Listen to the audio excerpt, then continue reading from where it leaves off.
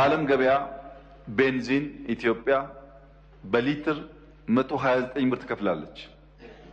129 ብር። ኢትዮጵያ ውስጥ ግን 101 ብር እንሸጣለን። 28 ብር በሊትር ድጎማ አለ። 28 ብር በሊትር የሚደጎመው ድሃ ብቻ አይደለም፣ ኤምባሲዎችም ጭምር ናቸው። ምክንያቱም ሀገር ውስጥ ያለው ገበያ ለይተን ለድሃ የምንልበት አሰራር አስቸጋሪ በመሆኑ ኢትዮጵያ ውስጥ ያሉ ሀብታሞች፣ ኢንተርናሽናል ተቋማት እነሱ እንኳን ቀርተው ለሪፊጂ ኢትዮጵያ ውስጥ ላሉት የውጭ ሀገር ዜጎች እርዳታ የሚያመጡ የዩኤን ኤጀንሲዎች ሳይቀሩ ኢትዮጵያ ውስጥ ለሚያጓጉዙት ትራንስፖርት በሊትር 20 ምናምን ብር ኢትዮጵያ ትደጉማለች። ኢትዮጵያ በብዙ ትደጉማለች።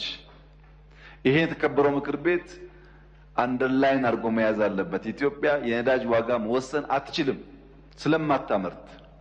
አምራች የወሰነውን ገዝታ ግን ዜጎቿ እንዳይጎዱ በአንድ ሊትር ከ25 ብር በላይ እየደጎመች የምታሰራበት ዋናው ምክንያት አብዛኛው እጅ አጠር ሰዎች በዚህ ሂደት ጉዳት ስለሚደርስባቸው ያን ለመቀነስ ነው።